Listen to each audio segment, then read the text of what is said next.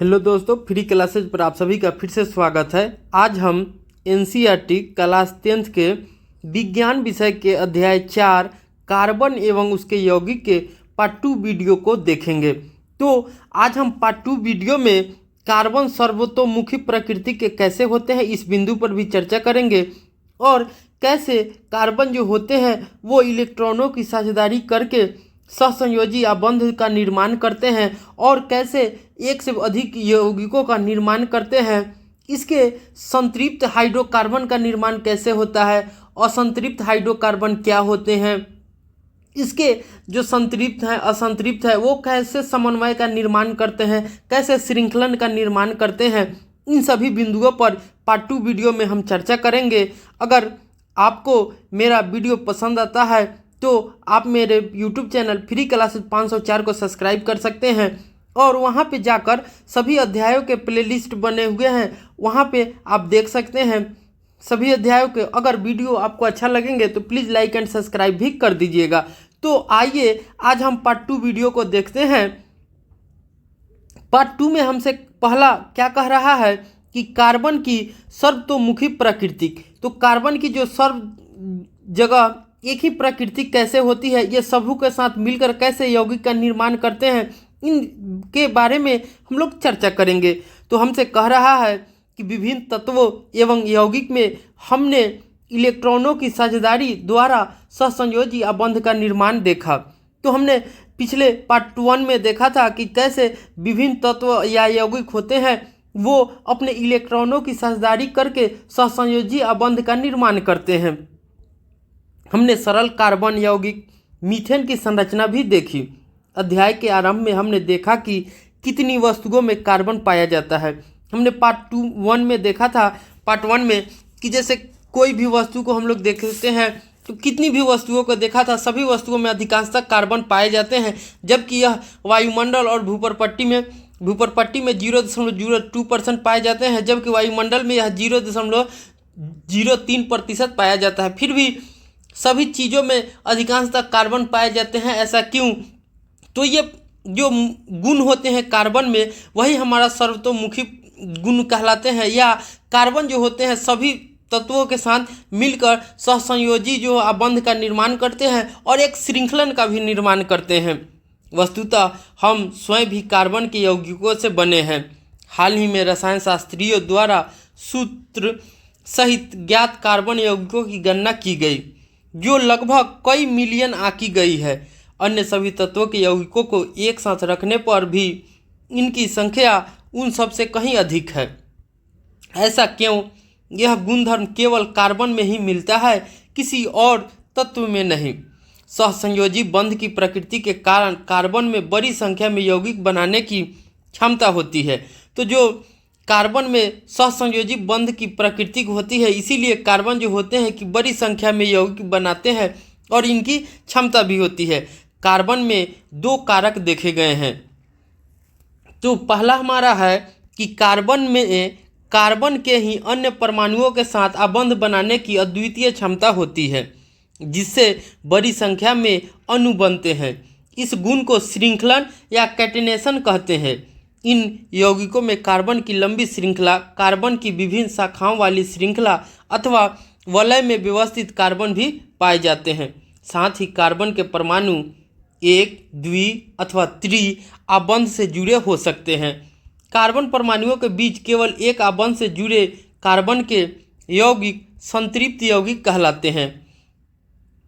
तो हम देखते हैं कि कार्बन में एक अलग तरह का गुण होता है कि कार्बन जो होते हैं वो कार्बन से ही अभिक्रिया करके एक साथ आबंध बनाने की अद्वितीय क्षमता होती है। तो वो कार्बन से भी अभिक्रिया करके यौगिकों का निर्माण कर देते हैं। ये किसी तत्व में ऐसा गुण नहीं पाया जाता है, सिर्फ कार्बन में पाया जाता है, जिससे बड़ी संख्या में अणु बनते हैं। इस गुण को हम लोग क्या कहते हैं? तो श्रृंखलन कहते हैं।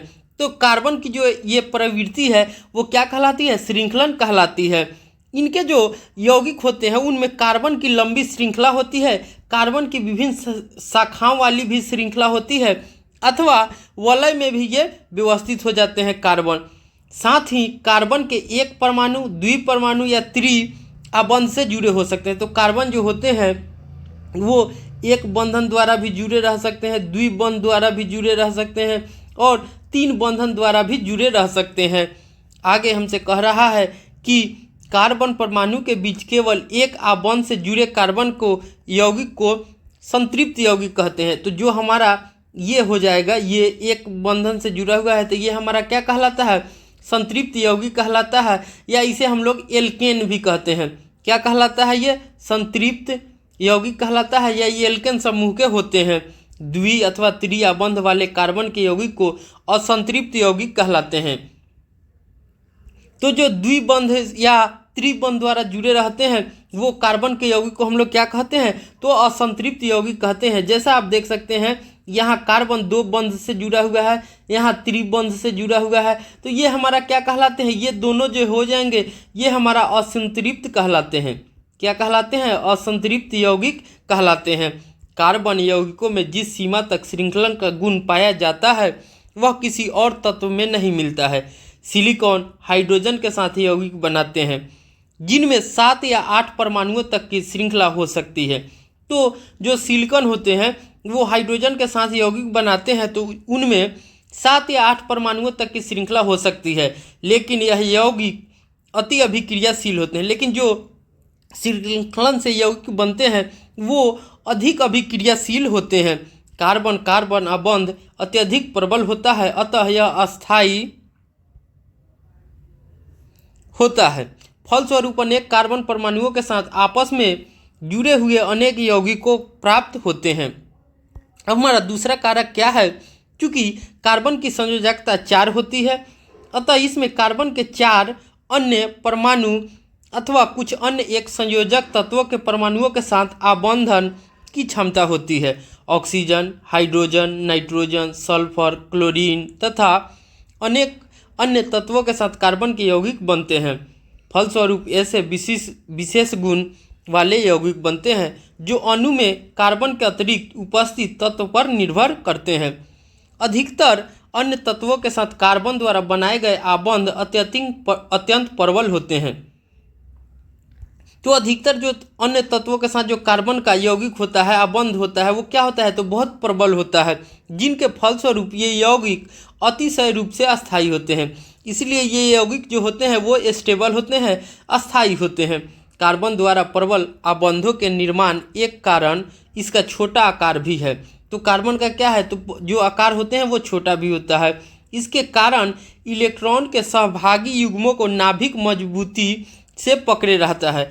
बड़े परमाणु वाले तत्वों से बने आबंध तुलना में अत्यंत दुर्बल होते हैं। बड़े परमाणुओं वाले तत्वों से बने जो आबंध होते हैं उनके बीच का जो होता है वो क्या होता है, तो अत्यंत दुर्बल होते हैं। अब कार्बनिक यौगिक, तो कार्बन में पाए जाने वाले 2 विशिष्ट लक्षणों चतुस्संयोजकता और श्रृंखलन से बड़ी संख्या में यौगिकों का निर्माण जो होता है वो होता है।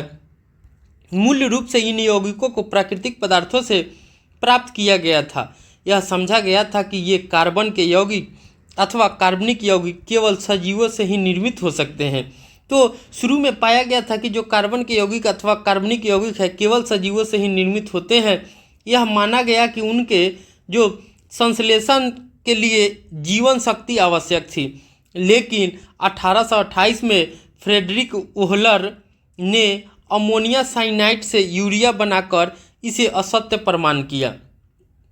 तो सबसे पहले ओहलर ने किससे यूरिया बनाया था, तो अमोनियम साइनेट से उन्होंने यूरिया बनाकर इस जो प्रमाण थी अवधारणा थी पहले से उसको गलत साबित कर दिया था। लेकिन जो कार्बाइड, कार्बोनेट, बाइकार्बोनेट लवणों को अतिरिक्त सभी कार्बन यौगिकों का अध्ययन अभी भी कार्बनिक रसायन के ही अंतर्गत आते हैं। अब हम देखते हैं संतृप्त एवं असंतृप्त कार्बनिक यौगिक। तो असंतृप्त और असंतृप्त कार्बन यौगिक क्या होते हैं उनके बारे में हम लोग देखते हैं। मीथेन की संरचना हम पहले ही समझ चुके हैं। कार्बन एवं हाइड्रोजन से बनने वाला अन्य यौगिक एथेन है। तो हमने मीथेन के संरचना के बारे में पहले ही देख चुके हैं कि मीथेन जो होते हैं CH4 होते हैं। लेकिन इस कार्बन और हाइड्रोजन के बनने वाला एक अन्य यौगिक भी है जिसका नाम क्या है, एथेन है, जिसका सूत्र C2H6 होता है। C2H6 होता है जिसे हम लोग क्या कहते हैं, तो एथेन कहते हैं। ये हमारा क्या है, तो ये हमारा मेथेन है। इसे क्या कहते हैं, तो मेथेन कहते हैं। सरल कार्बन यौगिकों की संरचना प्राप्त करने के लिए सबसे पहले कार्बन के परमाणुओं को एक आबंध के द्वारा आपस में जोड़ा जाता है। फिर कार्बन की शेष संयोजकता को संतुष्ट करने के लिए हाइड्रोजन के परमाणुओं का उपयोग करते हैं। उदाहरण के लिए निम्नलिखित चरणों में एथेन की संरचना को प्राप्त किया जाता है। जैसे देखिए एथेन है, तो यहाँ हम देख रहे हैं कि कार्बन कितने हैं, 2 हैं। तो दोनों कार्बन जो होते हैं कि एक रेखा द्वारा माने एक आबंध द्वारा ये क्या है, आपस में जुड़े हुए हैं। अब देखिए इसमें एक आबंध द्वारा जब जुड़े हुए हैं तो इनमें कार्बन कितने हैं, 6 है। ये हाइड्रोजन कितने हैं, 6 है। तो हम जानते हैं कि कार्बन में जो हाइड्रोजन होंगे वो क्या करते हैं, एक एक बंध द्वारा जुड़ जाएंगे हाइड्रोजन। तो देखिए यहाँ क्या हो जाएगा, एक एक एक, यहाँ 2 है, यहाँ 2 है, यहाँ 2 है और यहाँ 2 हो जाएंगे। कि क्या हो जाएंगे, ये कार्बन जो होता है अष्टक पूरा लेता है, हाइड्रोजन भी डुएट पूरा लेता है।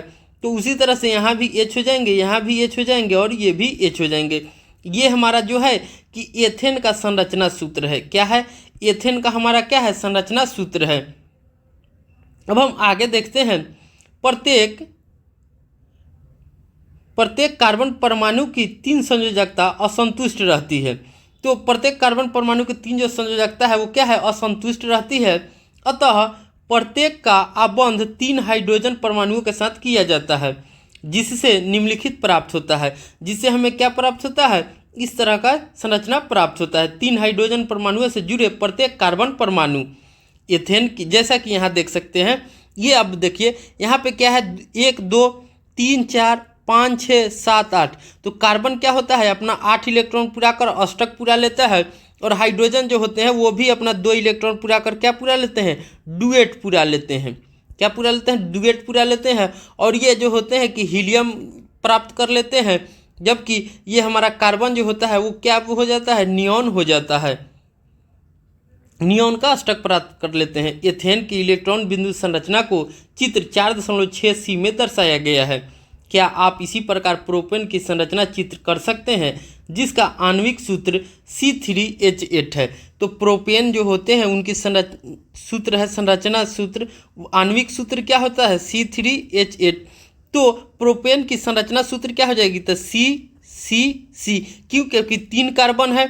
अब देखिए ये तीनों जो होते हैं 3 3 से जुड़ जाएंगे तो क्या हो जाएंगे, H, यहाँ H, यहाँ H, ये हमारा हो जाएगा H और ये हाइड्रोजन। तो ये हमारा संरचना सूत्र हो गई किसका, प्रोपेन का। आप देखेंगे कि सभी परमाणुओं की संयोजकता उनके बीच बने एक आबंध से संतुष्ट होती है। तो हम देख रहे हैं कि जो सभी परमाणु हैं उनकी संयोजकता जो है कि उनके बीच बने एक आबंध से संतुष्ट होती है। ऐसे यौगिक को संतृप्त यौगिक कहते हैं। तो ऐसे यौगिक को हम लोग क्या कहते हैं, संतृप्त यौगिक कहते हैं। सामान्यतः ये यौगिक अधिक अभिक्रियाशील नहीं होते हैं। तो सामान्यतः जो ये यौगिक होते हैं अधिक अभिक्रियाशील नहीं होते हैं, मैंने जल्दी से किसी से अभिक्रिया नहीं करते हैं, रिएक्शन नहीं करते हैं। किंतु कार्बन हाइड्रोजन के एक अन्य यौगिक का सूत्र C2H4 है, C2H4। तो C2H4 है जिसे हम लोग क्या कहते हैं, एथीन कहते हैं। क्या कहते हैं, एथीन कहते हैं। इस अणु को कैसे चित्रित कर सकते हैं, पहले हम जैसी चरणबद्ध विधि अपनाएंगे। तो हमारा कार्बन यहाँ क्या है, 2 है, तो 2 कार्बन। अब देखिए एक आबंध से जुड़े कार्बन परमाणु, अब एक आबंध से जुड़े कार्बन परमाणु हमारा क्या था, तो C। अब देखिए यहाँ एक आबंध से जुड़ेंगे तो यहाँ हाइड्रोजन कितना है, 4 है। तो हमारा क्या हो जाएगा, H और यहाँ H और यहाँ H। तो हमारा क्या हो गया, ये 4। तो अब देखिए इसमें जो हाइड्रोजन है वो हमारा कार्बन जो है कि 8 पूर रहा है, तो नहीं। कार्बन जो यहाँ देखिए 1, यहाँ 2 2 2 2 और यहाँ पे क्या हो जाएगा, 2 कितना ही है, 6 है, लेकिन 2 कम है। तो ये हमारा क्या है कि ये हमारा जो एक आबंध द्वारा जुड़े हुए हैं, तो ये जो होंगे कि वो असंतुष्ट करते हैं, ये सही नहीं है, ये प्रॉपर नहीं है। हम देखते हैं कि प्रति कार्बन परमाणु की एक संयोजकता असंतुष्ट रहती है। इसको तभी संतुष्ट किया जा सकता है जब 2 कार्बनों के बीच द्विआबंध हो, जिसमें हमें निम्नलिखित प्राप्त होता है। तो ये संतुष्ट कब होंगे, जब 2 द्विआबंध होंगे। तो जैसे C डबल बॉन्ड सी। अब देखिए हाइड्रोजन एक, हाइड्रोजन एक, यहाँ क्या हो जाएगा हाइड्रोजन एक, यहाँ हो जाएगा हाइड्रोजन एक। अब देखिए यहाँ डबल बॉन्ड है तो यहाँ क्या हो जाएगा, जैसे एक इलेक्ट्रॉन दो इलेक्ट्रॉन, एक इलेक्ट्रॉन दो इलेक्ट्रॉन, और यहाँ चार इलेक्ट्रॉन, तो ये अष्टक पूरा लेंगे और हाइड्रोजन भी द्वितीय पूरा लेंगे। तो ये हमारा क्या है, ये हमारा वैलिड सूत्र है। एथेन की इलेक्ट्रॉनिक बिंदु संरचना दी गई है। जैसा आप यहाँ देखिए ये हमारा इलेक्ट्रॉन की क्या है, एथीन की बिंदु संरचना चित्र है। जैसे यहाँ देखिए अब दो इलेक्ट्रॉन यहाँ है, दो इलेक्ट्रॉन यहाँ है, चार इलेक्ट्रॉन यहाँ है, कितने हो गए 8, और हाइड्रोजन में दो दो हो गए, यहाँ भी 8 हो गए, यहाँ 2, यहाँ 2। इस तरह से ये हमारा क्या है, ये सभी जो गुण होते हैं उनको फुलफिल कर रहा है। हाइड्रोजन एवं कार्बन के एक अन्य यौगिक का सूत्र C2H2 होता है। क्या होता है, C2H2। इसे हम लोग क्या कहते हैं, तो इसे हम लोग एथाइन कहते हैं। क्या कहते हैं, इसे हम लोग एथाइन कहते हैं। क्या आप एथाइन की इलेक्ट्रॉन बिंदु संरचना का चित्रण कर सकते हैं? इनकी संयोजकता को संतुष्ट करने के लिए दो कार्बनों के बीच कितने अबंध आवश्यक है? तो हम लोग इसकी संरचना सूत्र लिख सकते हैं। जैसे देखिए यहाँ C, अब देखिए यहाँ हम एक C, अब 2 हो गया। अब हमको कितना, एक दो ही हाइड्रोजन चाहिए। अब देखिए जब 2 हाइड्रोजन देंगे तो ये फुलफिल करेगा नहीं।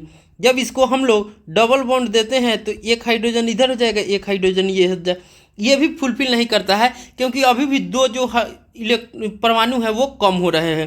तो ये भी फुलफिल नहीं करेगा, ये भी नहीं करेगा। लेकिन यहाँ जब हम ट्रिपल बॉन्ड देते हैं तो ये क्या करता है, ये फुलफिल कर देता है। तो ये हमारा जो हो जाएगा सही हो जाएगा। अब इसकी हम लोग बिंदु संरचना कैसे लिख सकते हैं, तो देखिए यहाँ क्या हो जाएगा C। अब यहाँ देखिए C, अब देखिए यहाँ हमारा क्या हो जाएगा, तो यहाँ हाइड्रोजन, यहाँ हमारा क्या हो जाएगा हाइड्रोजन। अब देखिए यहाँ 3 3 6 और ये 2 8 हो गए। अब देखिए 3 3 6 और ये हमारा 2, ये 8 हो गए। अब यहाँ हाइड्रोजन 2, यहाँ भी हाइड्रोजन 2। तो ये क्या हो रहा है, ये बिंदु संरचना है और ये फुलफिल कर रहा है। तो इसमें जो होंगे कि क्या होंगे, तो त्रिआबंध होंगे। क्या होंगे, त्रिआबंध होंगे, या इसे अंग्रेजी में ट्रिपल बॉन्ड भी कहते हैं। इनकी संयोजकता को संतुष्ट करने के लिए दो कार्बन परमाणुओं के बीच कितने आबंध की आवश्यकता है, तो 3 आबंध की आवश्यकता है कार्बन परमाणुओं के बीच। इस प्रकार द्वि या त्रिआबंध वाले कार्बन यौगिकों को कार्बन यौगिक कहते हैं। तो जो हमारा इस तरह के जो कार्बन परमाणुओं के बीच इस प्रकार द्वि या त्रिआबंध वाले कार्बन यौगिकों को कार्बन यौगिक कहते हैं, तथा ये संतृप्त कार्बन यौगिकों की तुलना में अधिक अभिक्रियाशील होते हैं। तो जो हमारे द्विबंध या त्रिबंध होते हैं वो क्या होते हैं, तो जो हमारा एक बल बंध होते हैं उनसे क्या है, तो ये अधिक अभिक्रियाशील होते हैं। तो हमारा जो ये और ये होगा, ये क्या होगा, अधिक अभिक्रियाशील होगा कंपेयर टू इसके। अब हम आगे देखते हैं श्रृंखलाएं, शाखाएं एवं वलय। तो श्रृंखलाएं, शाखाएं एवं वलय क्या होते हैं, इनके बारे में हम लोग देखते हैं। पिछले खंड में हमने क्रमशः 1 2 3 कार्बन परमाणुओं वाले कार्बन यौगिकों मेथेन, एथेन तथा प्रोपेन की चर्चा। कार्बन परमाणुओं की इस प्रकार की श्रृंखलाओं में 10 कार्बन परमाणुओं हो सकते हैं। इनमें से 6 के नाम संरचना सारणी 4.2 में हमको दिया हुआ है। तो जैसे देखिए यहाँ सारणी 4.2 में हमको दिया कार्बन तथा हाइड्रोजन के संतृप्त यौगिकों का सूत्र एवं संरचनाएं। तो हमारा पहला क्या है, तो जब कार्बन की संख्या, तो इसको सामान्यतः याद रखिएगा, इसका जो रासायनिक सूत्र होता है तो इसका सूत्र क्या हो जाता है, तो हम जब भी इसको एल्केन भी कहते हैं, क्या कहते हैं, एल्केन कहते हैं। ये संतृप्त यौगिक है। क्या है, संतृप्त यौगिक हैं। इसके जो होते हैं कार्बन, तो सामान्य सूत्र होता है CnH2n+2। ये हमारा फॉर्मूला है।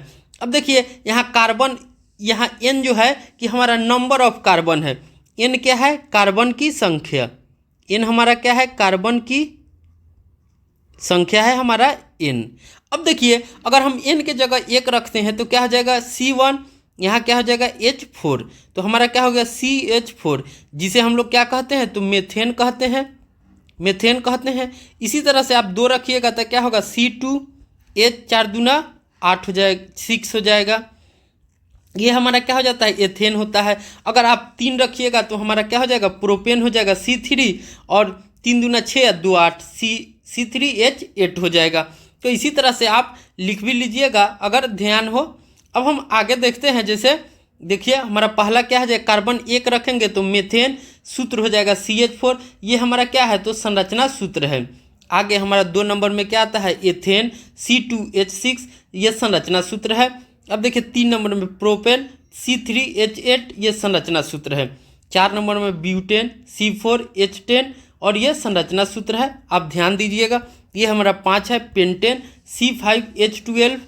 अब हमारा 6 में क्या है हेक्सेन C6H14, और ये हमारा संरचना सूत्र है। इसके आगे भी होता है, जैसे हमारा यहाँ देखिए 7 नंबर में क्या हो जाता है, 7 नंबर में हमारा हो जाता है, 7 नंबर में हमारा हो जाएगा क्या हेप्टेन, हेप्टेन C7H, 7 दूना 14 2 16।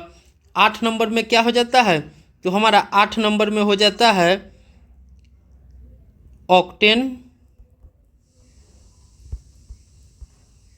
यहाँ क्या हो जाएगा सूत्र क्या हो जाएगा तो C8H, 8 दूना 16 2 18।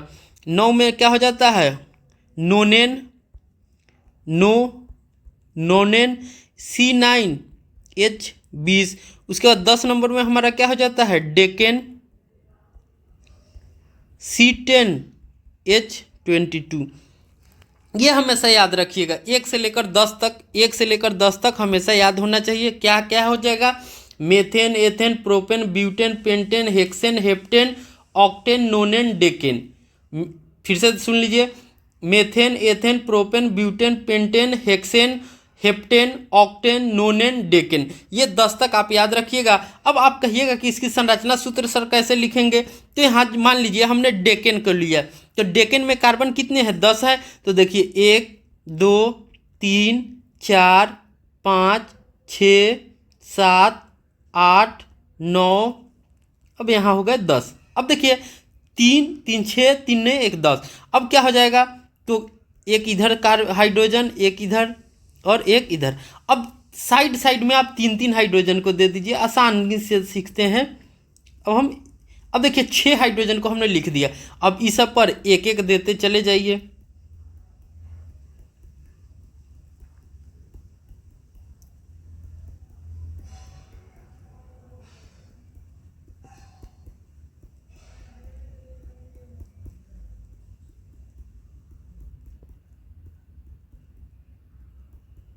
अब आप टोटल हाइड्रोजन को जोड़िए तो देखिए 1 2 3 4 5 6 7 8 9 10 11 12 13 14 15 16 17 18 19 20 21 22 हो गए। तो हमारा क्या हो गया C10H22। ये हमारा क्या है डेकेन का संरचना सूत्र हो गया। इसी तरह से आप हेप्टेन का भी लिखिएगा, ऑक्टेन का भी लिखिएगा, नोनेन का भी लिखिएगा, सब आपको आसानी से लिखने चलाएगा इसी तरह से। अब हम आगे देखते हैं, किंतु हम ब्यूटेन पर पुनर्विचार करें। यदि हम 4 कार्बन परमाणुओं से कार्बन कंकाल बनाए तो हमें पता चलता है कि विभिन्न कंकाल बन सकते हैं। तो जैसे आपने देखिए हमको क्या कह रहा है कि आप जब ब्यूटेन को लेते हैं तो ब्यूटेन का कार्बन जो होते हैं 4 होते हैं, तो हम जानते हैं इसकी सूत्र क्या हो जाती है C4H10। क्या हो जाती है C4 और H10। तो क्या हो जाएगा यहाँ देखिए H। अब 6 यहाँ पे हो गया, तो हमारा 4 कहाँ होगा यहाँ 2 इस कार्बन पे, 2 हमारा इस कार्बन पे। अब ये हमारा हो गया कि नॉर्मल हो गया। अगर इसको आपको और भी तरीके से लिखना हो तो हम इस तरह से लिख सकते हैं C। अब एक C को इधर कर दीजिए, एक C को इधर कर दीजिए। अब देखिए ये हो गया। अब हमको H यहाँ अब ये H हो गया। अब यहाँ देखेंगे तो H, यहाँ देखेंगे तो H, यहाँ देखेंगे तो H, यहाँ देखिएगा तो हमारा H, यहाँ भी क्या हो जाएगा, H हो जाएगा। अब देखिए यहाँ हमारा क्या हो गया, 3 और 4 6, 3 यहाँ हो जाएगा। अब देखिए यहाँ पे हमारा एक H यहाँ हो जाएगा, तो 3 3 6 6 और यहाँ 6 2 8 और 2 10, ये हमारा हो गया। तो इसे हम लोग क्या कह रहते हैं, तो इसी को हम लोग समावयन कहते हैं। क्या कहते हैं, समावयन कहते हैं। अंग्रेजी में हम लोग आइसोमर कहते हैं। क्या कहते हैं, इसे हम लोग अंग्रेजी में आइसोमर कहते हैं। तो इसे हम लोग आइसोमर भी कहते हैं या समन्वयन कहते हैं। तो आपसे कभी कभी एग्जाम में या कंपटीशन के एग्जाम में जाइएगा तो आपसे पूछता है कि कितने किसके समन्वयन होते हैं। तो आप ये भी याद रखिएगा, एक लाइन खींच लीजिए यहाँ से, आप कहिएगा कि जो आइसोमर होता है या समन्वयन, इसे हम लोग क्या कहते हैं, आइसोमर भी कहते हैं, आइसोमर। अब देखिए जब ये आइसोमर हो जाता है तो हमारा क्या हो जाते हैं कि यहाँ पर मेथेन में एक आइसोमर होते हैं। मेथेन में कितने होते हैं, एक होते हैं। इथेन में भी एक आइसोमर होते हैं। प्रोपेन में कितने होते हैं, तो प्रोपेन में भी एक होते हैं। लेकिन ब्यूटेन जो हमारा होता है इसके 2 आइसोमर होते हैं। ब्यूटेन के कितने आइसोमर होते हैं, 2 होते हैं। पेंटेन के हमारा 3 आइसोमर होते हैं। जो हमारा हेक्सेन होता है तो हेक्सेन के 5 आइसोमर होते हैं। हेक्सेन के कितने होते हैं, 5 आइसोमर होते हैं। हमारा हेप्टेन होता है, हेप्टेन के जो समन्वयन है वो 9 होते हैं या आइसोमर 9 होते हैं। जबकि ऑक्टेन होता है तो ऑक्टेन के जो आइसोमर या समन्वयन है क्या है, कितने होते हैं, 18 होते हैं।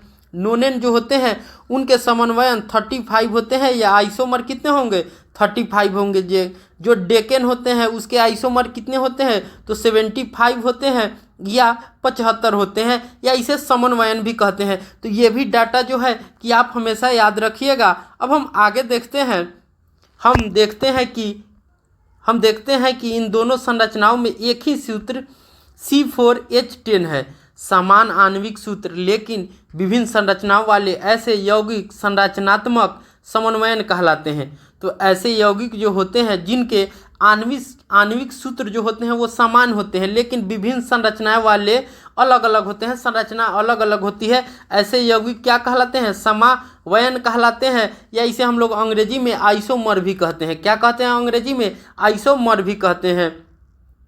सीधी तथा शाखाओं वाली कार्बन श्रृंखलाओं के अतिरिक्त कुछ यौगिकों में कार्बन के परमाणु वलय के आकार में व्यवस्थित होते हैं। तो कुछ कार्बन के जो परमाणु होते हैं वो वलय के आकार में होते हैं, एक सर्कल के रूप में बने हुए होते हैं, चारों तरफ से घिरे हुए होते हैं। जैसे साइक्लोहेक्सेन का सूत्र C6H12 है, उसकी संरचना निम्नलिखित है। तो साइक्लोहेक्सेन की संरचना जो होती है वो इस तरह से है, ये हमारा संरचना सूत्र है साइक्लोहेक्सेन का। अब हमें क्या कह रहा है कि क्या आप साइक्लोहेक्सेन को इलेक्ट्रॉन बिंदु संरचना को चित्रित कर सकते हैं, तो हाँ। अब देखिए जैसे हमारा साइक्लोहेक्सेन है, अब इसी को हम लेते हैं तो यहाँ पर हमारा साइक्लोहेक्सेन हो गया। अब देखिए जैसे मान लीजिए C। अब देखिए हमारा 6 कार्बन हो गए। अब देखिए इसके बीच हमारा क्या हो जाएगा, तो यहाँ क्या हो जाएगा,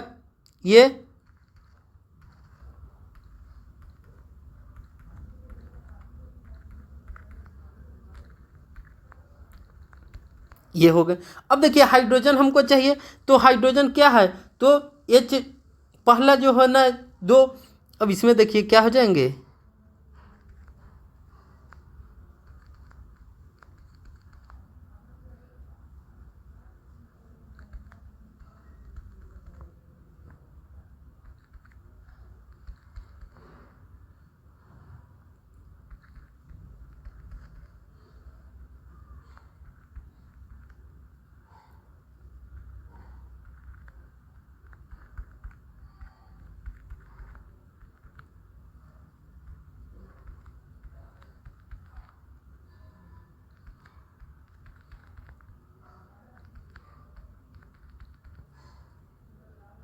अब ये हमारा संरचना। अब देखिए यहाँ जो है ये 2 पूरा लेगा, कार्बन को देखिए ये 2 4, और इसमें एक और हो जाएंगे यहाँ,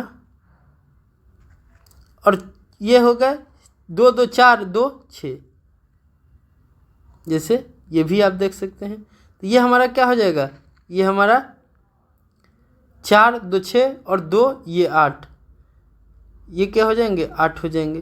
तो इस तरह से ये हमारा क्या हो जाएगा, इलेक्ट्रिक बिंदु संरचना चित्र हो जाएगा। अब हम आगे देखते हैं, या इसे दूसरे तरीके से भी आप लिख सकते हैं। अब जैसे देखिए इसको हम लोग लेते हैं, तो यहाँ हम देखेंगे तो यहाँ हमारा क्या हो जाएगा, एक बिंदु, यहाँ क्या हो जाएगा एक बिंदु, यहाँ हाइड्रोजन के साथ एक, हाइड्रोजन के साथ यहाँ 2, यहाँ 2। अब देखिए कितने हो गए, 8 हो गए। ये हमारा कार्बन के साथ, हाइड्रोजन के साथ ये हो गए। अब इसमें देखिए तो यहाँ 2, यहाँ हमारा 2 हो जाएगा, यहाँ देखिए यहाँ 2, यहाँ 2।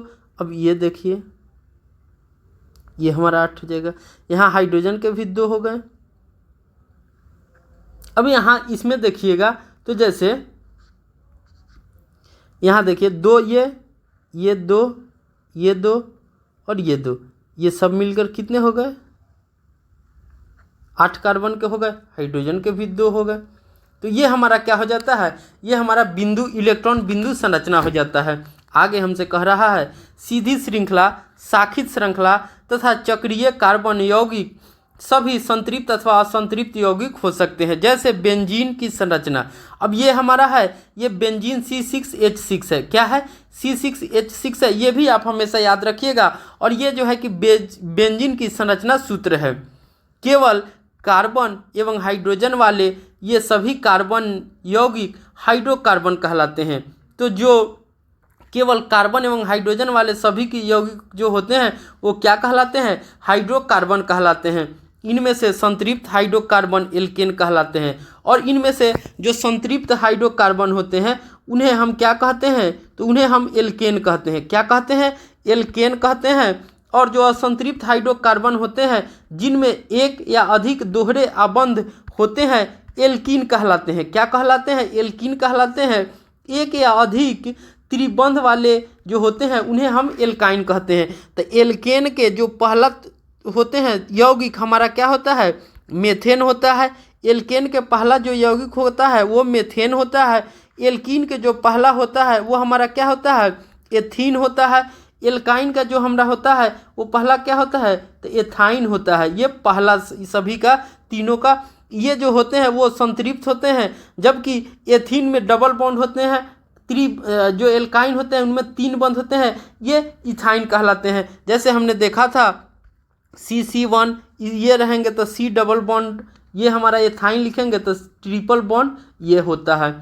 अब हम आगे देखते हैं, हमसे कह रहा है कि मुझसे दोस्ती करेंगे तो कार्बन जो होता है कि उससे कौन कौन से तत्व दोस्ती कर लेते हैं, यौगिक बना लेते हैं, उनके बारे में हम लोग देखते हैं। कार्बन अत्यंत मैत्रीपूर्ण तत्व है। अभी तक हमने कार्बन तथा हाइड्रोजन के यौगिकों की चर्चा की, लेकिन कार्बन अन्य तत्व जैसे हैलोजन को हमने देखा था कि जो हमारा फ्लोरीन, क्लोरीन, ब्रोमीन, आयोडीन ये सभी जो होते हैं ये हैलोजन ग्रुप के तत्व है। ये सभी क्या होते हैं, हैलोजन ग्रुप के तत्व है। Fluorine, chlorine, bromine, iodine. आगे ऑक्सीजन, नाइट्रोजन तथा सल्फर के साथ भी आबंध बनाते हैं। तो कार्बन जो होते हैं वो अन्य जो कार्बन को छोड़कर, हाइड्रोजन के साथ छोड़कर वो अन्य तत्वों के साथ भी यौगिक बना लेते हैं, जैसे हैलोजन, ऑक्सीजन, नाइट्रोजन, सल्फर के साथ भी आबंध बना लेते हैं। हाइड्रोकार्बन श्रृंखला में एक तत्व या अधिक हाइड्रोजन को इस प्रकार प्रतिस्थापित करते हैं कि कार्बन की संयोजकता संतुष्ट रहती है। ऐसे यौगिकों में हाइड्रोजन के प्रतिस्थापित करने वाले तत्वों को विषम परमाणु कहते हैं।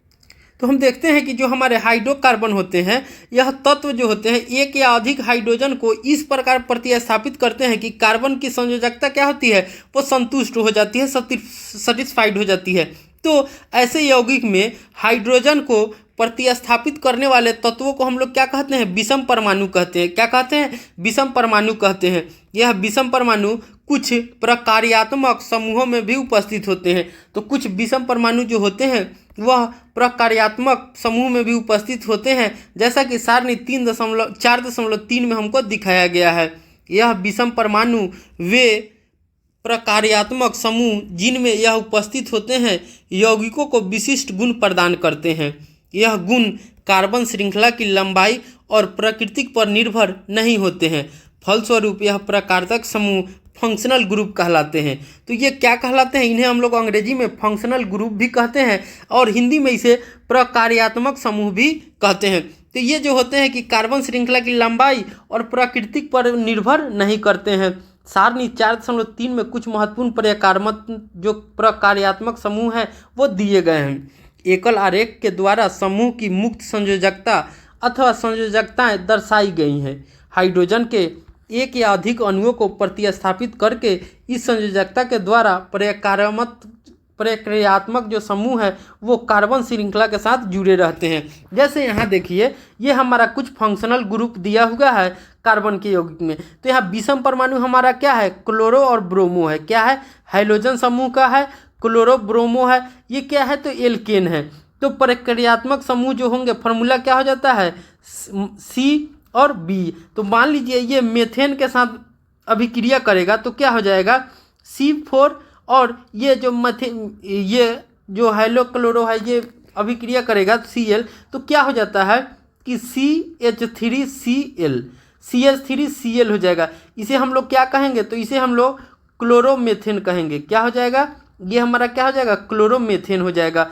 इसी तरह से अगर ऑक्सीजन है वो एल्कोहल क्या होता है? तो OH होता है। एल्डिहाइड होता है CH11O। ये हमारा क्या है? एल्डिहाइड है।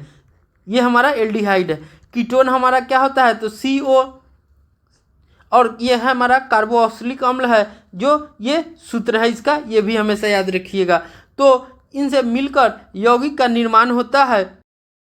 जैसे अब आप इसको देखिए, जैसे हमने ऑक्सीजन में एल्कोहल को पहला लिया तो एक एल्कोहल जो होगा कि अगर मेथेन से अभिक्रिया करके OH तो क्या बना देता है? CH3OH, जिसे हम लोग मेथेनॉल भी कहते हैं। क्या कहते हैं? मेथेनॉल। तो जब भी अल्कोहल रहे तो उसके अंत में जैसे अंत में अनुलग्न करेंगे तो अल लगा देंगे, तो हमारा ऑल लगा देंगे तो हमारा क्या हो जाएगा? मेथेनॉल हो जाएगा। अब जैसे एल्डिहाइड में है तो हमारा क्या हो जाता है? CHO है। अगर इसमें हम एल्डिहाइड में अगर मान लीजिए इस यहाँ पे हमको दिया हुआ है प्रतिस्थापित करने के लिए, तो अगर यहाँ पे हम हाइड्रोजन लगा देते हैं तो ये हमारा क्या हो जाता है? इसे हम लोग फॉर्मल्डिहाइड भी बोलते हैं या मेथेनॉल बोलते हैं। क्या बोलते हैं? मेथेनॉल कहते हैं। तो इसका जो अनुलग्न होता है वो हमारा अल हो जाता है। तो ये हमारा HCHO ये हमारा क्या है? ये हमारा फॉर्मल्डिहाइड है। क्या है? फॉर्मल्डिहाइड। अगर इसे हम लोग क्या बोलते हैं? तो इसे हम लोग मेथेनॉल भी कहते हैं। उसी तरह से आप आगे देखिए, जब ये हमारा ये है कीटोन समूह है, क्रियात्मक समूह क्या है? कीटोन है।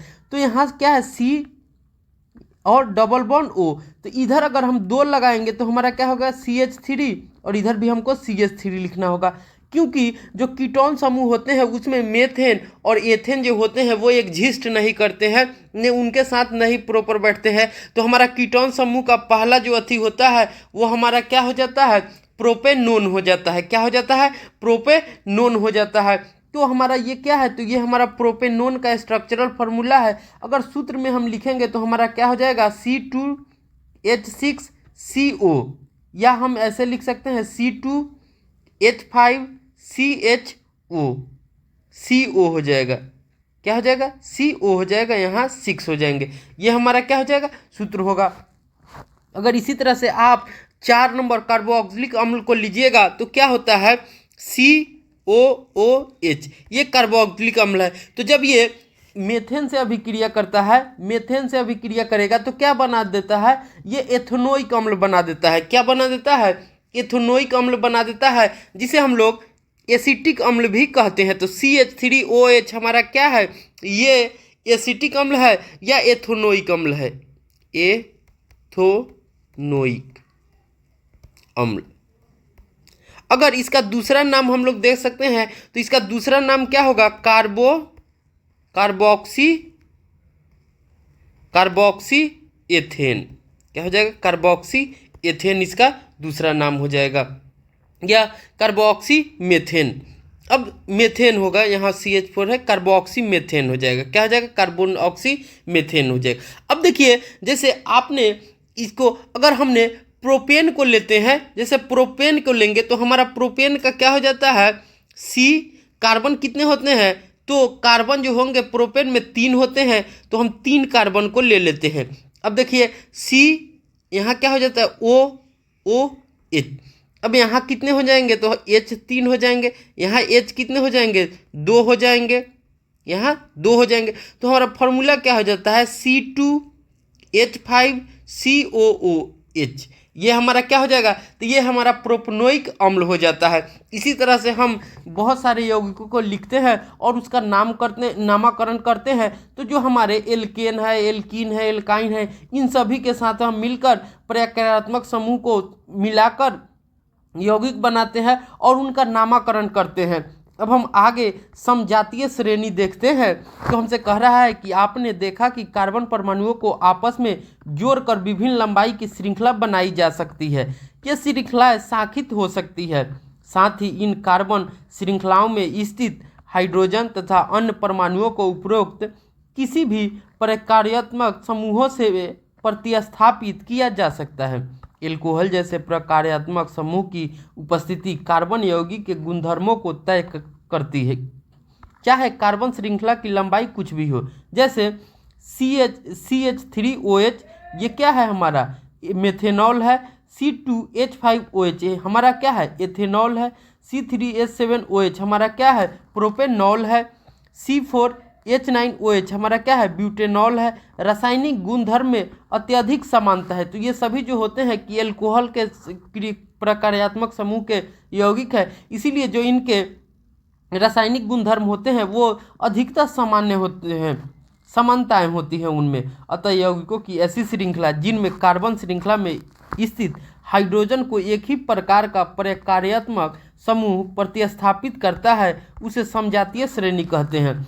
तो हम कह सकते हैं कि समजातीय श्रेणी क्या होता है, तो यौगिकों की ऐसी श्रृंखला जिसमें कार्बन श्रृंखला में स्थित हाइड्रोजन को एक ही प्रकार का फंक्शनल ग्रुप या प्रकार्यात्मक समूह जो होते हैं वो प्रतिस्थापित करता है, उसे हम लोग क्या कहते हैं, समजातीय श्रेणी कहते हैं।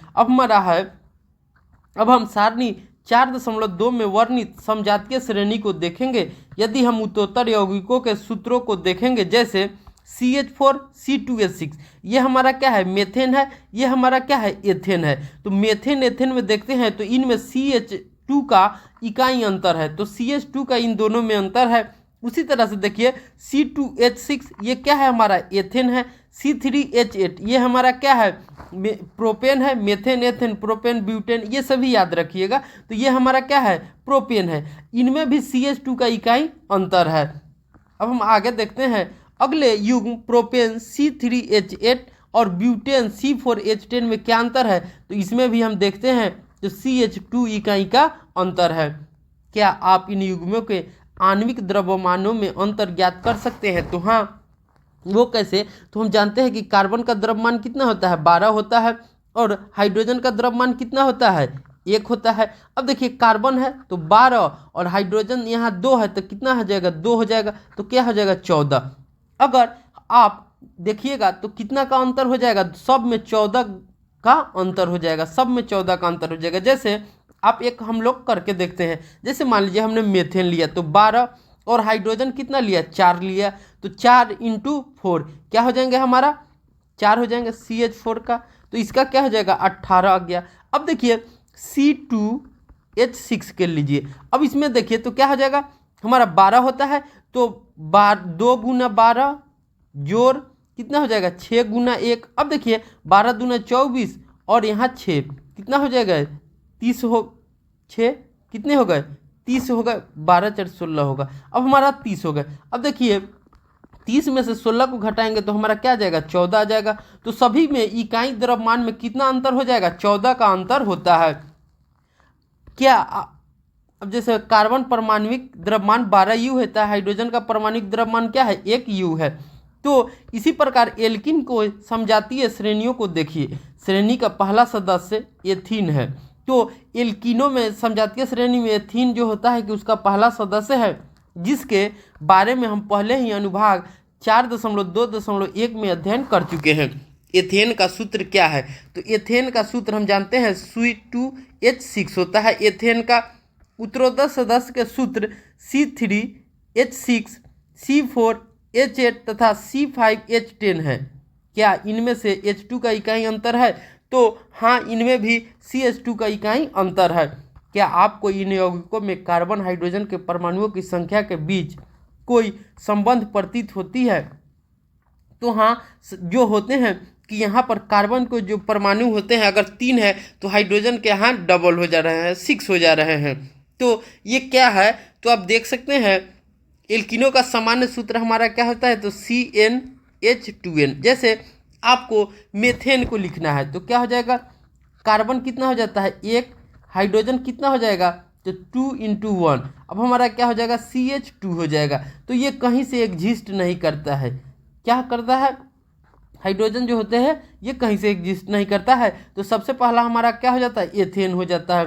तो देखिए 2, और जब हाइड्रोजन के जगह 2 दूना 4, तो हमारा क्या आ जाएगा, 6 आ जाएगा। क्या आ जाएगा, 2 दूना 4 आ जाएगा। ये हमारा क्या हो जाता है, एथेन हो जाता है। एल्कीनो जैसे जहाँ N 2 3 4 है, क्या आप इस प्रकार एल्काइनो का सामान्य सूत्र बना सकते हैं? तो हाँ, हमने देखा था कि जो एल्केन होते हैं तो एल्केन के सामान्य सूत्र क्या थे, CnH2n+2 थे, और जो एल्काइन थे उनका क्या था, तो CnH2n-2। ये हमारा एल्काइन है, एल्काइन का ये सूत्र है। ये हमारा एल्केन का सूत्र है, ये हमारा एल्कीन का सूत्र है। एल्कीन का ये सूत्र है, एल्कीन का ये है, ये हमारा एल्केन है, एल्केन, और ये हमारा क्या है, एल्काइन का फॉर्मूला है। जब किसी समजातीय श्रेणी में आणविक द्रव्यमान बढ़ता है तो भौतिक गुणधर्मों में क्रमबद्धता दिखाई देता है। ऐसा इसलिए होता है क्योंकि आणविक द्रव्यमान के बढ़ने के साथ गलनांक एवं क्वथनांक में वृद्धि होती है। तो हम देखते हैं कि आणविक द्रव्यमान के बढ़ने से क्या होता है कि उसके गलनांक और क्वथनांक में वृद्धि होती है। किसी विशेष विलायक में विलेयता जैसे भौतिक गुणधर्म भी इसी प्रकार की क्रमबद्धता को दर्शाते हैं, किंतु पूर्ण रूप से प्रकार्यात्मक समूह के द्वारा सुनिश्चित किए जाने वाले रासायनिक गुण समजातीय श्रेणी में एक समान बने रहते हैं। अब हम क्रियाकलाप 4.2 को देखते हैं। सूत्रों तथा आणविक द्रव्यमानों में अंतर की गणना कीजिए। CH3OH तथा C2H5OH, इन दोनों के जो द्रव्यमान है उनको हम लोग द्रव्यमान निकालेंगे और उनको बीच में कितना अंतर हो रहा है इसकी गणना करेंगे। जैसे मैंने आपको पहले ही बताया था, तो उस हिसाब से आप निकाल लीजिएगा। जैसे कार्बन का हमारा द्रव्यमान कितना होता है 12, हाइड्रोजन का 1, अगर 3 परमाणु है तो 3 × 1 हो जाएगा। तो हमारा क्या हो जाएगा 14, 3, 17। ऑक्सीजन के कितना होते हैं 16, 17, 16, 33 हो जाएंगे, और हाइड्रोजन का 1, तो इसका द्रव्यमान हमारा क्या हो जाएगा 34 U हो जाएगा। इसी तरह से आप इसका निकालिएगा, तो इसका भी जो निकालिएगा तो यहाँ क्या हो जाएगा 12 दूना 24 हो जाएगा, 5 हो जाएगा, 16 हो जाएंगे और 1 हो जाएंगे। अब देखिए यहाँ पे 24, 5, 29, 31 और 16 कितना होगा 46 हो गए। कितना हो जाएंगे 46 हो जाएंगे। अब हम आगे देखते हैं, कह रहा है क्या इन तीनों में कोई समानता है? तो हाँ, सभी में जो होंगे तो द्रव्यमान जो होंगे सभी में कॉमन होंगे, सभी के समान होंगे, दोनों में अंतर के, अगर वो क्रमागत हो। एक परिवार तैयार करने के लिए इन एल्कोहलों को कार्बन परमाणुओं को बढ़ते क्रम में व्यवस्थित कीजिए। क्या उनको एक समजातीय परिवार का कहा जा सकता है? तो हाँ। सारणी 4.3 में दिए गए अन्य प्रकार्यों समूहों के लिए 4 कार्बनों तक के यौगिकों वाली समजातीय सरणी तैयार कीजिए। अब हम कार्बन यौगिकों की नामपत्ति, तो कार्बन यौगिक जो होते हैं उनको हम लोग कैसे नाम देते हैं उसके बारे में हम लोग देखते हैं और सीखते हैं। किसी समजातीय श्रेणी में यौगिकों के नाम का आधार बेसिक कार्बन की उन मूल श्रृंखलाओं पर आधारित होता है। तो हम किसी तत्व को नाम देते हैं तो वो मेनली जो होगा वो कार्बन पर बेस होता है। कार्बन जितने रहेंगे नामकरण भी उसी हिसाब से होता है। तो यही हमसे कह रहा था कि जो इसका बेसिक स्ट्रक्चर होगा वो कार्बन की मूल जो श्रृंखला होगी, सीरीज होगी, उस पर डिपेंड करता है। जैसे मान लीजिए हमने देखा था कि जब 1 कार्बन था तो हमने मेथेन कहा था। अगर यहाँ पे 2 कार्बन होगा तो एथेन होगा, 3 कार्बन होगा तो क्या होगा, ये हमारा प्रोपेन हो जाता है। 4 कार्बन होते हैं ब्यूटेन, 5 कार्बन होते हैं पेंटेन हो जाते हैं, 6 रहेंगे हेक्सेन हो जाएंगे, 7 रहेंगे हेप्टेन हो जाएंगे, 8 रहेंगे ऑक्टेन हो जाएंगे, 9 रहेंगे नोनेन हो जाएंगे, 10 रहेंगे डेकेन हो जाएंगे।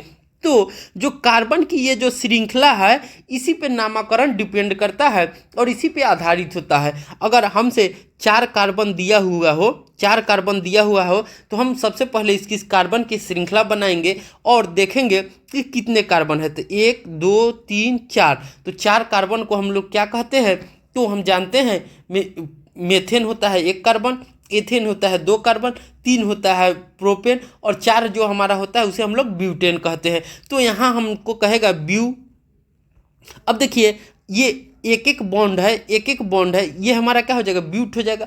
अब देखिए एक बॉन्ड है तो उसे हम लोग एल्केन कहते हैं, तो ब्यूट में हम एन लगा देंगे तो हमारा क्या बन जाता है, ब्यूटेन बन जाता है। तो इस तरह से हम लोग नामकरण करते हैं। सबसे पहले आप कार्बन की श्रृंखला को देखिएगा, उसके बाद एकल बॉन्ड है या द्विबंध है या त्रिबंध है, उस हिसाब से नाम दिया जाता है।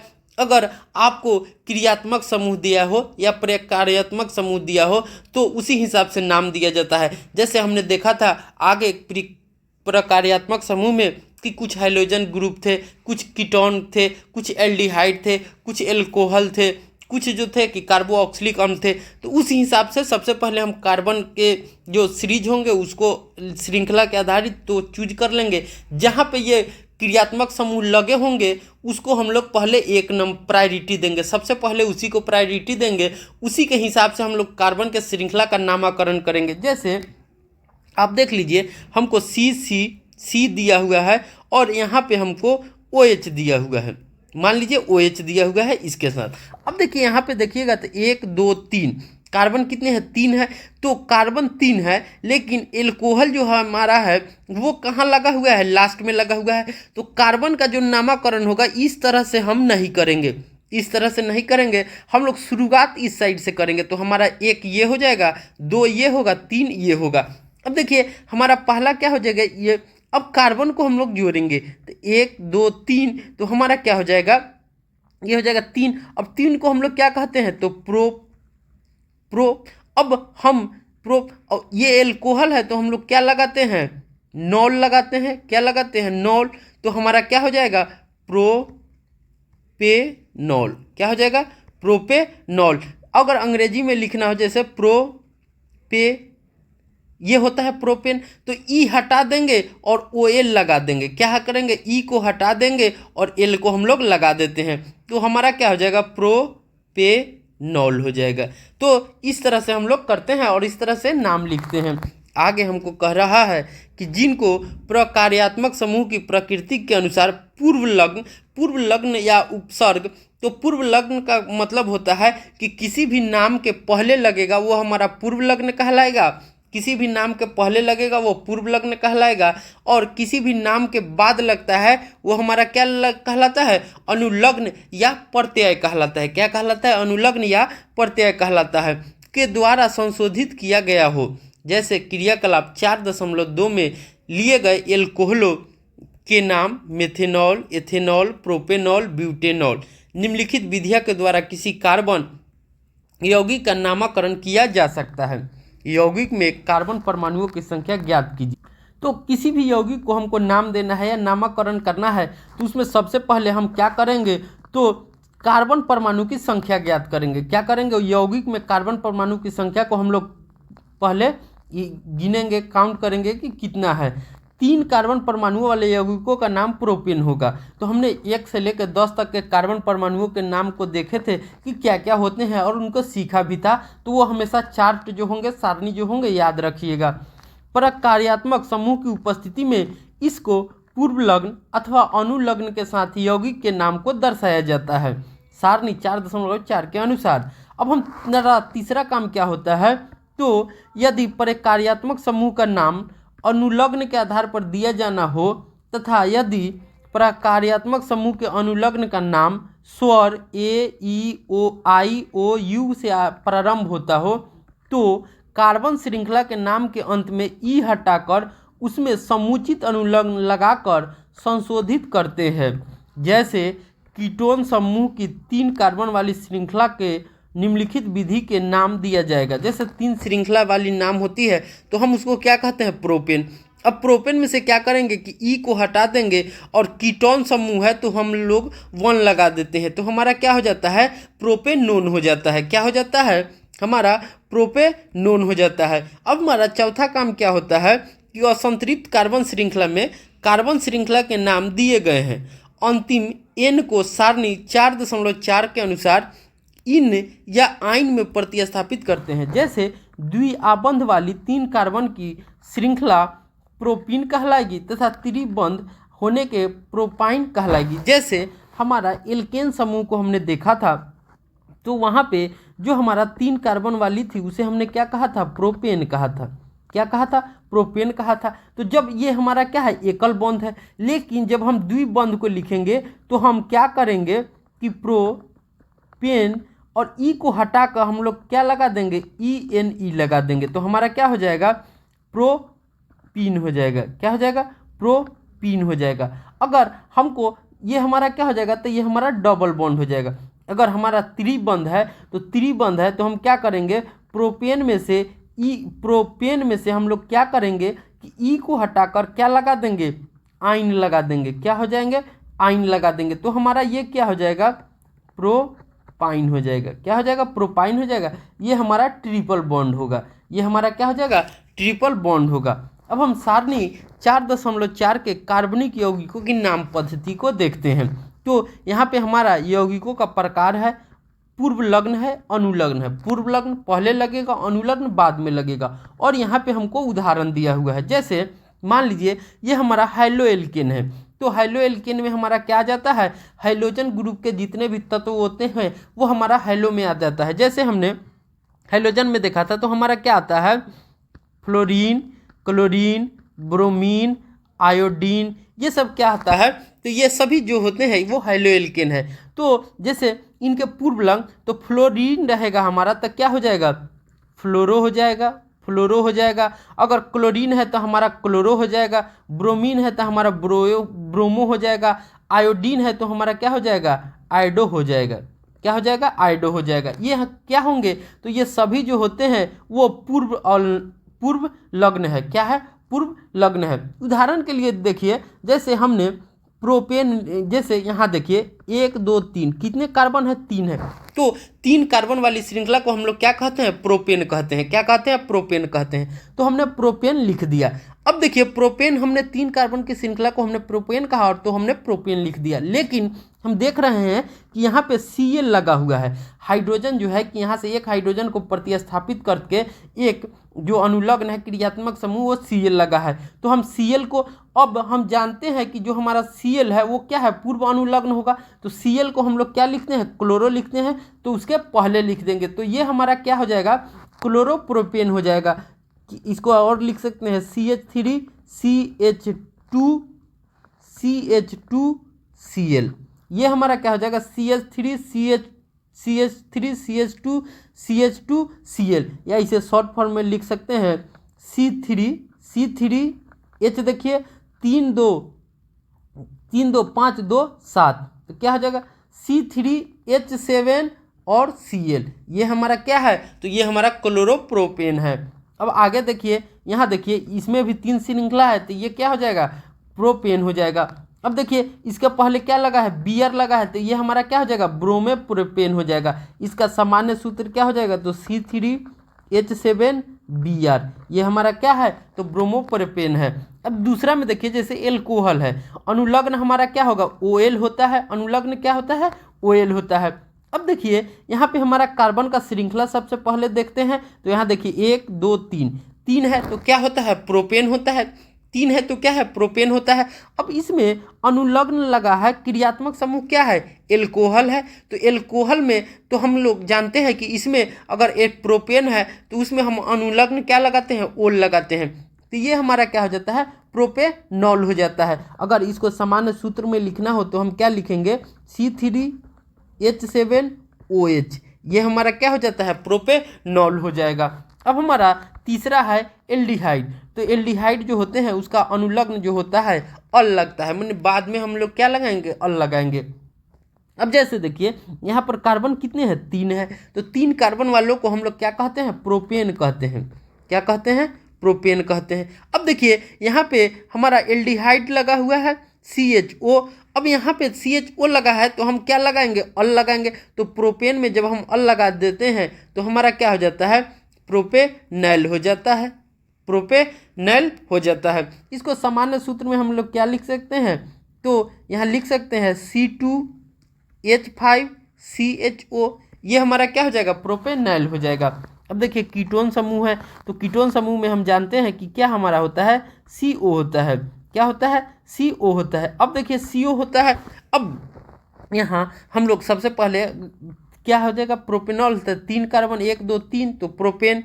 अब इसमें क्या लगाते हैं, तो 1 लगाते हैं, तो हमारा इसका देखिएगा तो हो गया। अब ये ऑन लगा देंगे तो प्रोपेन में जब हम 1 लगाएंगे तो हमारा क्या हो जाता है, प्रोपेनॉन हो जाता है। इसका अगर सामान्य सूत्र लिखिएगा तो क्या हो जाएगा, C3CO CH3, ये हमारा क्या हो जाएगा, प्रोपेनॉन हो जाएगा। अब हमारा 5 नंबर में है कार्बोक्सिलिक अम्ल। अनुलग्न क्या होता है, ओइक एसिड। क्या होता है, ओइक एसिड। अब यहाँ देखिए कार्बन कितने हैं, 1 2 3, तो हमारा क्या हो जाएगा, प्रोपेन।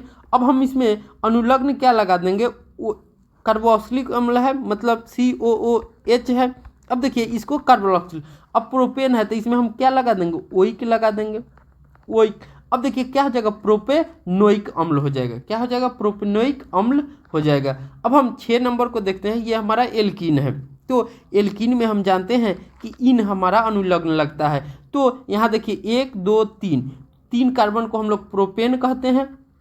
क्या कहते हैं, प्रोपेन कहते हैं। इसमें हमारा क्या लग जाएगा, इन लग जाएगा, तो क्या हो जाता है, प्रोपीन हो जाता है। अब हमारा 7वां है एल्काइन। एल्काइन में हमारा आइन लगता है। तो यहाँ देखिए 1 2 3, तो ये होते हैं एल्कीन जो होते हैं इसमें डबल बॉन्ड होते हैं, एल्काइन में हमारा ट्रिपल बॉन्ड होता है। तो 1 2 3 कार्बन के 3 श्रृंखला है, तो क्या हो जाएगा, प्रोपेन, और इसमें हम लोग आइन लगा देंगे तो ये क्या हो जाएगा, प्रोपाइन हो जाएगा। अब देखिए इसको अगर सामान्य सूत्र में लिखे तो क्या हमारा हो जाएगा, C3। अब H कितना हो जाएगा, C3H4। क्या हो जाएगा, C3H4।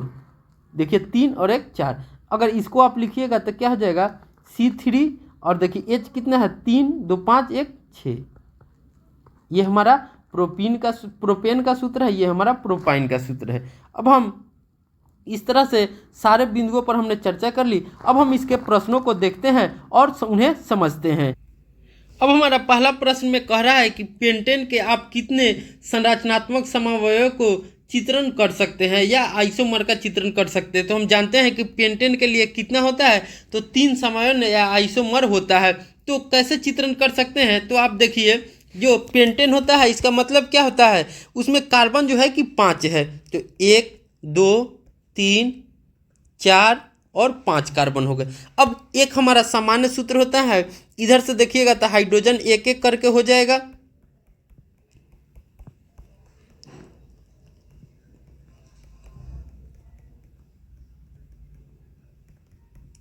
एक हमारा ये हो जाएगा, ये क्या हो जाएगा, एक हमारा ये हो जाएगा। अब दूसरा देखिए तो यहाँ से क्या कीजिएगा कि 3 कार्बन को बीच में दे दीजिएगा, 3 कार्बन को बीच में, अगर 1 कार्बन को यहाँ पे दे दीजिए और 1 कार्बन यहाँ पे, और सब बगल हाइड्रोजन दर्शा दीजिएगा। अब देखिए एक हम क्या कर सकते हैं, तो हम 4 कार्बन को एक साथ कर देंगे और 1 कार्बन को क्या करेंगे, किसी साइड में लिख देंगे, किसी साइड में किसी पे दे दीजिए, ये हमारा। अब देखिए यहाँ पे क्या करेंगे, अब सब पे हम क्या करेंगे, कार्बन हाइड्रोजन को दर्शा देंगे, जैसे यहाँ दर्शा देंगे, यहाँ दर्शा देंगे। तो इस तरह से हम कर सकते हैं। अब हमारे आगे कह रहा है 2 नंबर प्रश्न में कि कार्बन के 2 गुणधर्म में कौन से हैं जिनके कारण हमारे चारों ओर कार्बन यौगिकों की विशाल संख्या दिखाई देती है। तो हम जानते हैं कि कार्बन को जो मेनली होते हैं वो 2 गुण है, धर्म है। एक हमारा हो जाता है श्रृंखलन या कैटेनाइजेशन, और दूसरा हमारा क्या हो जाता है, तो कार्बन की चतुसंयोजकता। क्या होता है, कार्बन की 4 संयोजकताएं होती हैं, इसीलिए जो हमारे आसपास में बहुत सारे जो होते हैं वो कार्बन के यौगिक विशाल संख्या में दिखाई देते हैं। अब हमारा आगे कह रहा है 3 नंबर प्रश्न में कि साइक्लोपेंटेन का सूत्र तथा इलेक्ट्रॉन बिंदु संरचना क्या होंगे। तो साइक्लोपेंटेन का तो हम जानते हैं कि साइक्लोपेंटेन कह रहा है, इसका मतलब क्या है, उनमें कार्बन की जो संख्या है वो कितनी हो जाएगी, 5 हो जाएगी। कार्बन की संख्या कितनी हो जाएगी, 5 हो जाएगी। ये हमारा साइक्लोपेंटेन का चित्र हो गया। अब क्या कीजिएगा कि बिंदु द्वारा क्या कीजिएगा कि सभी हाइड्रोजन को दर्शा दीजिएगा। जैसे यहाँ पर देख लीजिए, तो हमारा क्या हो जाएगा, यहाँ पे हाइड्रोजन हाइड्रोजन, इसी तरह से यहाँ पे हाइड्रोजन, यहाँ पे हाइड्रोजन हो जाएंगे। यहाँ पे कीजिएगा हाइड्रोजन हाइड्रोजन हाइड्रोजन, ये हमारा क्या हो जाएगा, बिंदु संरचना हो जाता है। सामान्य सूत्र इसका क्या हो जाएगा, तो C5H10 हो जाएगा। ये क्या है, तो साइक्लोपेंटेन का सूत्र है। अब हम आगे 4 नंबर क्वेश्चन में देखते हैं। हमसे कह रहा है निम्नलिखित यौगिकों की संरचनाएं चित्रित कीजिए। सभी की संरचनाएं जो होती है वो हमको चित्र का, अब एथेनोइक है तो हम जानते हैं कि क्या होता है, CH3COOH, ये हमारा सूत्र होता है। तो क्या हो जाएगा, C। अब देखिए यहाँ क्या हो जाएगा, H। अब यहाँ देखिए O है तो हमारा एक O क्या हो जाएगा, डबल बॉन्ड में हो जाता है, एक हमारा O हो जाता है, एक हमारा H हो जाता है। तो इस तरह से, या एक जगह हमारा OH हो जाता है, ये ऐसे, ये हमारा क्या है, एथेनोइक का सामान्य सूत्र है। ये क्या है, एथेनोइक का हमारा अब हमारा 2 नंबर में कह रहा है ब्रोमोपेंटेन। तो ब्रोमोपेंटेन का क्या हो जाएगा, तो ब्रोमोपेंटेन है मैंने कार्बन कितना हो जाएगा, 5 हो जाएगा। कार्बन कितना हो जाएगा, 5। तो सबसे पहले क्या कीजिएगा, आप कार्बन 5 लिख लीजिएगा, 1 2 3 4 5। अब सब जगह हाइड्रोजन दे दीजिए, सब जगह हाइड्रोजन दे दीजिए।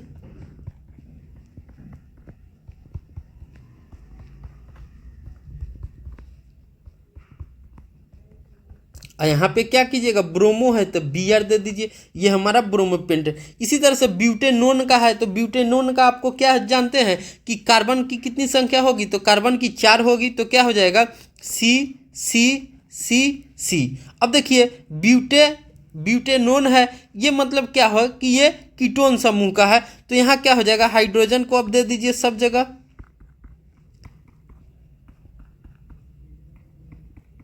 एक जगह क्या कीजिएगा, डबल बॉन्ड में ऑक्सीजन हो जाएगा, और डबल बॉन्ड में ऑक्सीजन हो गया। अब हमारा क्या हो जाएगा, H। ये हमारा क्या हो गया, ब्यूटेनोन हो गया। अब हमारा क्या कह रहा है, हेक्सेनैल है। हेक्सेनैल है तो उसमें हेक्सेनैल का मतलब हम जानते हैं कि कितने कार्बन हो जाएंगे, तो कार्बन उनमें 6 हो जाएंगे। कार्बन कितने हो जाएंगे, 6 हो जाएंगे। तो 6 कार्बन को लिखिएगा, और उसके बाद आप क्या कीजिएगा कि कीटोन समूह को जो होंगे वो एल्डिहाइड समूह को लिख दीजिएगा। तो जैसे हमने देखा था, जैसे देखिए यहाँ पे ब्यूटेनोन क्या होता है, तो कीटोन समूह का होता है CO। तो 6 कार्बन को लिख दीजिएगा। उसके बाद आप क्या लगा दीजिएगा, यहाँ पे कीटोन का है तो अनुलग्न क्या लगा दीजिएगा, 1 लगा दीजिएगा। और जो आपने हेक्स लिखा है तो क्या हो जाएगा, हेक्सेनैल हो जाएगा।